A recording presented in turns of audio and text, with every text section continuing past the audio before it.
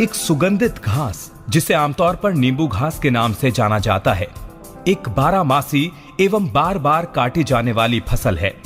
Lemon grass जैसी सुगंधित फसल न केवल पानी की कमी में अच्छी पैदावार दे सकती है, बल्कि लंबे समय तक सूखे की स्थिति में भी जीवित रहने की क्षमता रखती है। भारत लेमन ग्रास का लगभग 700 टन उत्पादन करता है। इसमें से एक बड़ी मात्रा का निर्यात भी करता है। इसकी सूखी हुई घास से तेल निकाला जाता है और ये पत्तियां बाद में ईंधन के रूप में भी प्रयोग में लाई जा सकती हैं। आज के युग में अगर हम ऐसी फसल की बात करें जो कि मोर क्रॉप पर ड्रॉप पर लगाई जा सकती है, तो वो है नींबू घास, जो कि पारंपरिक फसलों के अलावा आर्थिक रूप से अधिक फायदेमंद विकल्प प्रदान कर सकती है। तो अरोमा मिशन, ये हमारे लिए समझना बहुत ज़्यादा ज़रूरी है। रिसेंटली इकोनॉमिक्स में अगर देखा जाए, जो GS3 में एक इम्पॉर्टेंट टॉपिक जो हमारे करंट में है, that is this topic of purple revolution. बहुत ज़्यादा न्यूज़ में है। किस चीज़ से रिलेटेड है, अरोमा मिशन क्या है, और PYQ में अगर देखा जाए तो जैसे कि अभी आपने वीडियो देखा है तो उसमें लेमन ग्रास की बात की गई है। लेमन ग्रास की बात की गई है। एंड आपको बता दूं तो एनवायरनमेंट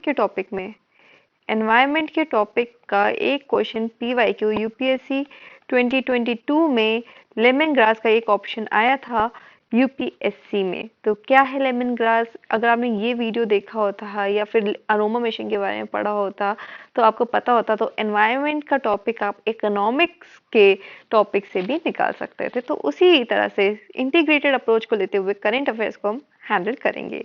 तो अरोमा मिशन पर्पल रेवोल्यूशन बहुत ज़्यादा न्यूज़ में है, क्या है, और ये अगेन आप मेंस में भी इसको कैसे एक एनरिचमेंट पॉइंट के रूप में कैसे लिख सकते हैं, ये सब हम लोग डिस्कस करेंगे। तो देखिए यहाँ पे मैंने CSIR की वेबसाइट से यहाँ पे लिया है। तो मिशन है क्या, तो ये CSIR का ही मिशन है। तो अरोमा मिशन जो है वो एम करता है, it aims to bring an additional area of 30,000 hectares under cultivation. तो कल्टीवेशन के अंदर लाना, जैसे कि अगेन लेमन ग्रास का हमने देखा होगा कि किस तरह से अगेन सूखे एरिया में भी जहाँ ज़्यादा पानी नहीं है वहाँ पे भी उग सकता है। तो अगेन कल्टीवेशन के अंदर लाना of these crops by interventions of CSIR to further catalyze the cultivation of aromatic crops। तो अगेन यहाँ पे एरोमेटिक क्रॉप्स है, तो कैसे इसको इकोनॉमी में यूज किया जा सकता है, इकोनॉमिक के आंसर में कैसे यूज किया जा सकता है। एरोमा अगेन जैसे कि अगर आपको पता हो तो जम्मू एंड कश्मीर में एक आपको बहुत ज़्यादा, अगर आप मेडिटेशन फील्ड से हैं तो अरोमा टेक्निक के बारे में भी आपको पता होगा। तो अरोमा टेक्निक क्या होती है, ये चीज़ें again from the facts of psychology to the idea of human well being. तो UPSC का एक अगर इंसान है तो ही हैज़ टू और she has to and they have to talk about human well being. तो उन सब चीज़ों को हम कैसे जोड़ सकते हैं। तो फार्मास्यूटिकल इंडस्ट्रीज में यूज़ हो सकता है। परफ्यूम अगेन जैसे कि आपको पता है, तो अभी एक द हिंदू में एक आर्टिकल था, अगेन द अत्तर जो नहीं कहता, अत्तर इंडस्ट्री। तो जो खुशबू होती है, जो छोटी छोटी डिब्बी होती हैं, बहुत ज़्यादा जो एसेंशियल ऑयल्स का खुशबू होता है। तो अगेन आपको ये सब चीज़ें पता होना चाहिए। तो अत्तर इंडस्ट्री के बारे में भी आप पढ़िए। तो परफ्यूम इंडस्ट्री, कॉस्मेटिक्स, फार्मास्यूटिकल्स में ये जो ऑयल्स है, तो वैल्यू एडिशन। तो वैल्यू एडिशन की इकोनॉमी में अगर देखा जाए तो वैल्यू एडिशन कैसे करेंगे, तो कैसे, जैसे मार्केटिंग का कैसे कर सकते हैं, तो मार्केटिंग एंगल, तो कल्टीवेशन से लेके मार्केटिंग तक का पूरा जो सिलसिला है वो हम लोग एरोमा मिशन में कर रहे हैं। तो इस तरह की क्रॉप्स को कैसे हम कल्टीवेशन उसका बढ़ाएं, कैसे फार्मर्स को एम्पावर करें, इस तरह से मल्टीपल एंगल से वनरेबल सेक्शन को कैसे बेनिफिट करें, रूरल सोसाइटी को कैसे इंप्रूव करें, इस तरह से डॉट्स को हम कैसे कनेक्ट कर सकते हैं। तो मैंने आपको बता दिया कि एक तरह से प्रीलिम्स में कैसे आया है। तो लेमन ग्रास का वाला मैंने आपको पॉइंट बता दिया। उसके बाद मैं आपको बता रही हूँ मेन्स में भी आप कैसे लिख सकते हैं। तो CSIR का अरोमा मिशन है। तो फार्मर्स का इनकम को बढ़ाना है, high value crops, high demand aromatic crops को अगेन, क्योंकि देखा जाए तो इनका जो डिमांड है एसेंशियल ऑयल्स का, या फिर ये बात करें परफ्यूम इंडस्ट्री, ये बहुत एक वाइब्रेंट इंडस्ट्री है। तो उसमें कैसे करें, या फिर हम बात करें तो क्लाइमेटिक कंडीशंस को मद्देनजर रखते हुए हम कैसे क्या कर सकते हैं, किस तरह से कर सकते हैं, वो CSIR का अरोमा मिशन है। क्वेश्चन आ सकता है अरोमा मिशन किसका है, तो अगेन CSIR का है। अरोमा मिशन क्या है आपको पता ही है, लेमन ग्रास हो गया। और आज हम बात करेंगे किसकी, पर्पल इकोनॉमी की। तो पर्पल इकोनॉमी, तो लैवेंडर ऑयल्स, तो लैवेंडर अगेन ये होता है लैवेंडर ऑयल्स, तो अगेन पर्पल कलर का होता है, ठीक है, ये फ्लावर्स लैवेंडर। तो लैवेंडर फ्लावर्स होते हैं एंड लैवेंडर ऑयल्स, तो they sell at least for 10,000 पर लीटर। तो क्या मैं तो सोचूं यही बिजनेस भी एक अच्छा बिजनेस है अगर लैवेंडर ऑयल का आप सेटअप कर सकते हैं। Again the leadership role that one can play. Lavender oils according to scientist from CSIR and the Indian institute. तो अगेन कैसे ये भी अरोमा मिशन में इंक्लूड किया गया है। तो under the mission which was launched to move from imported aromatic oils to homegrown varieties, तो इंडिजिनाइजेशन को जो हम प्रमोट कर रहे हैं, first time farmers were given free lavender saplings and those were cultivated.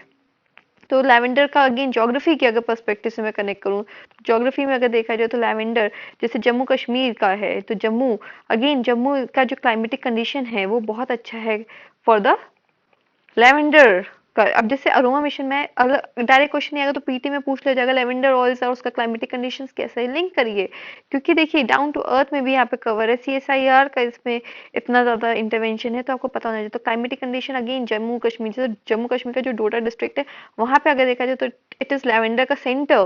तो क्लाइमेटिक कंडीशन जैसे कि जम्मू कश्मीर में कैसा क्लाइमेट होता है, तो again strong winters and pleasant summers का जैसा उस तरह का ही चाहिए होता है। तो किस तरह का, तो ये हार्श विंटर्स भी सह सकता है एंड प्लीजेंट समर्स, तो इस तरह का होगी लैवेंडर का। हल्का सा आपको आइडिया लग गया, तो दैट इज देयर। एंड यहाँ पे आप बात करेंगे तो देखिए aroma mission in Jammu Kashmir, तो lavender water which separates from lavender oil is use to make incense sticks. तो अगेन अगरबत्ती की इंडस्ट्री में यहाँ पर हमको देख सकते हैं, रूम फ्रेशनर्स वगैरह में आपको पता ही है, तो that's there and these are the things. Plus the idea of women, तो विमेन का एम्प्लॉयमेंट, जैसे कि अगर देखा जाए तो लैवेंडर इंडस्ट्री कैसी है, तो यहाँ पे कैसे हो सकता है, जैसे पहले वो लोग करते थे फिर जैसे हार्श क्लाइमेट कंडीशन हो गया तो वो नहीं उगा पा रहे, तो एक तरह का डिस्गाइज्ड अनएम्प्लॉयमेंट का जो प्रॉब्लम था वो हमको देखने को मिलता था।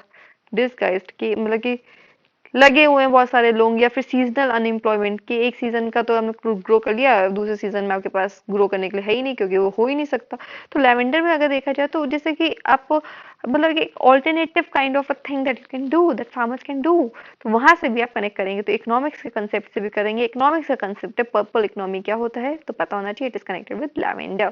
सो दैट्स देयर। एक और वीडियो आप देखिएगा और उसके बाद मैं समराइज कर दूंगी, मतलब समराइज हो ही गया। तो पर्पल इकोनॉमी क्या है, again the idea of aroma mission, फिर again the idea of lavender, the climatic condition, फिर उसको कैसे आप डिफरेंट स्टेक होल्डर से कनेक्ट कर सकते हैं, दैट्स द थिंग।